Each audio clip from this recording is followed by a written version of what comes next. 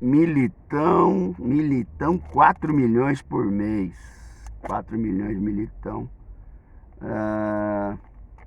Rudiger, 5 milhões por mês. Rapaz do céu. Courtois, 6 milhões por mês. Toni Kroos, 11 milhões por mês. Meu pai do céu.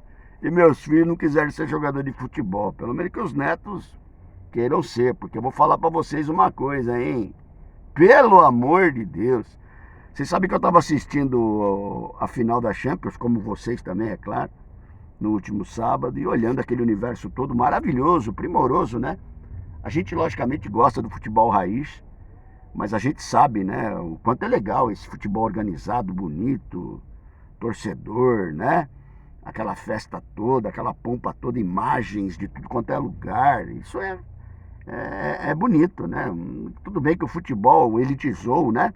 O futebol nutelizou, mas não deixa de ser uma coisa legal, principalmente se tratando do esporte que a gente ama tanto, né? E o que virou o futebol, né? O que virou o futebol? A gente pega hoje, por exemplo, e eu não tenho nada, absolutamente, muito pelo contrário, nada contra o Vini Júnior, né? Um excelente jogador, um cara decisivo, um cara que vai crescer muito o futebol dele. Só que assim, o Vini Júnior hoje está sendo considerado o melhor jogador do planeta. Pra vocês terem uma ideia do nível que está o futebol, né? A gente já tinha uma certa preocupação quando o Messi e o Cristiano Ronaldo trocavam, né? Trocavam aí bolas de ouro. E só ficava nos dois, porque ninguém chegava perto. O pessoal, o Neymar vai chegar, não sei quem, o Mbappé, né? Com o futebol que joga. Mas hoje, gente, a gente vê. E vou repetir para deixar bem claro, tá? Nada contra o Vini Júnior, muito pelo contrário. Acho muito legal a luta que ele enfrenta, como poucos, hein? Com relação à parte do racismo.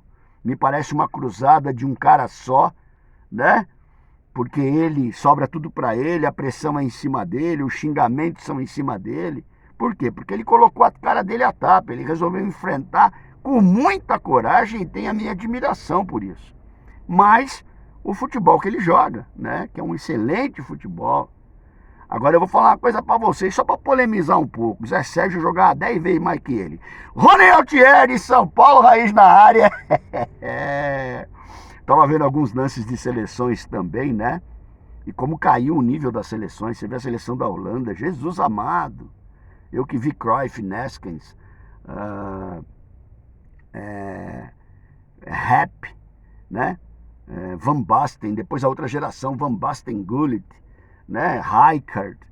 Então assim, meu Deus do céu, né? A gente vê aí os times bem, muito diferentes daquilo que a gente vê. Eu sei que são sinais do tempo, né? Faz parte do pacote. Você vê os nossos guerreiros de férias, Zubeldia passeando de metrô, para alegria de quem encontrou. Eu peguei o metrô no mesmo dia do Zubeldia, não dei a sorte de encontrar ele no mesmo trem, ia fazer uma live raiz com o nosso querido Zubeldia andando pelo metrô paulistano. Guerreirada de férias, né? Guerreirada gosta de férias. Guerreirada de férias descansando, devem voltar hoje, se eu não me engano, aos treinamentos, né? Aquela ressaca, né? Aquela nhaca, aquele banhozinho quente. Jogador de futebol tem vida de príncipe, né, gente? Nesses tempos tem vida de príncipe, né? E os talentos não são tão... Eu fico imaginando o Rivelino, quanto ganharia hoje jogando no Real Madrid, né? Eu fico imaginando... Eu não vou nem falar do Pelé, deixa o Pelé pra lá, né? Eu fico imaginando Tostão, Dirceu Lopes, Paulo César Caju, querido Paulo César Caju, que eu sigo no Instagram, né? Tanto jogador maravilhoso aí que a gente teve no futebol, né? E que não tiveram, meu Deus, 0,1% dessa riqueza toda que hoje os jogadores aí recebem, que hoje os jogadores ganham, né? Eu me lembro no começo dos anos 80, você pegava o São Paulo, por exemplo, Valdir Pérez, o time a máquina do Carlos Alberto Silva, Valdir Pérez, seleção. Getúlio, seleção. Oscar, seleção. Dario Pereira, seleção do Uruguai. E o Marinho, que já tinha passado pela seleção em 74. Então você está falando de uma defesa, 5 jogadores, 4 eram seleção. O Almir não era seleção, né? O Almir não era seleção, nem o Heriberto, nem o Everton. Ok. Aí vinha o Renato, seleção. Paulo César Capeta, seleção. Serginho, seleção. E Zé Sérgio, seleção. E quando tinha o Mário Sérgio, seleção. 8 jogadores titulares do São Paulo eram convocados para a seleção brasileira. 8! E nós estamos falando de um estrangeiro que era Dario Afonso Pereira, né? Então, para vocês terem uma ideia, você pega o Palmeiras em 74, né? O Palmeiras na Copa de 74, a segunda academia do Palmeiras, Leão, Eurico, Luiz Pereira, Alfredo Zeca, Dudu e Ademir, Heitor Leivinha, César e Ney. Essas escalações a gente guardava tudo na cabeça. Todos os times, né? Ah, você guarda a escalação do Palmeiras? Guardo, qual é o problema? Como eu guardo do Guarani, como eu guardo as escalações argentinas, como eu guardo... Por quê? Porque eu gostava de ver a escalação e a escalação era muito repetida, né? Você pega esse time do Palmeiras, Leão, seleção, Luiz Pereira, seleção, Alfredo Mostarda, seleção, Ademir da Guia, seleção, Leivinha, seleção, César Maluco, seleção. 6 jogadores. Então, assim, é incrível, né? Como o futebol ele foi mudando a sua característica, mudando o seu jeito, mudando o seu formato, diminuindo a qualidade técnica do jogador e aumentando a necessidade tática. Aí entra uma questão, meus irmãos, que eu já tenho falado há algum tempo. Com a queda do nível técnico do jogador brasileiro, o treinador brasileiro despencou. Sabe por quê? O treinador brasileiro nunca precisou se especializar, nunca precisou estudar, nunca precisou entender. Não que ele vá copiar as coisas novas do futebol, não é isso que eu estou falando. Mas se você não entende o que está acontecendo do outro lado, o que o seu inimigo está preparando para você, você vai cair do cavalo. Eu me lembro em 74, quando perguntaram para o finado Zagallo, Zagallo, você não tem preocupação com a Holanda, né? Um time que vem jogando muita bola, a base do Ajax, campeão europeu, blá, blá, blá, blá, blá, blá. O Zagallo responde, não, a Holanda que tem que se preocupar comigo. O que a gente vai falar?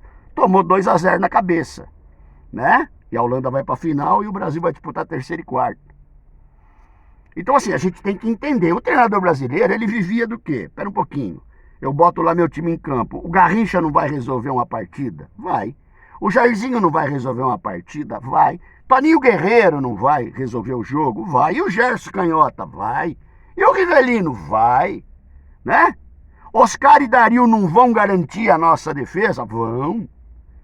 Então, assim, não é desmerecendo o treinador, muito pelo contrário. A gente tinha treinadores maravilhosos. Oswaldo Brandão, campeão no São Paulo. O nosso querido Tele Santana, né? Enio Andrade, sensacional. Rubens Francisco Minelli, maravilhoso. Não é isso que eu estou falando. Eu estou falando dos treinadores agora. Só que os treinadores de agora não têm mais o talento técnico que antes tinha, que resolvia uma partida. Portanto, a necessidade de conhecimento tático aumentou. De intensidade na maneira de jogar, aumentou.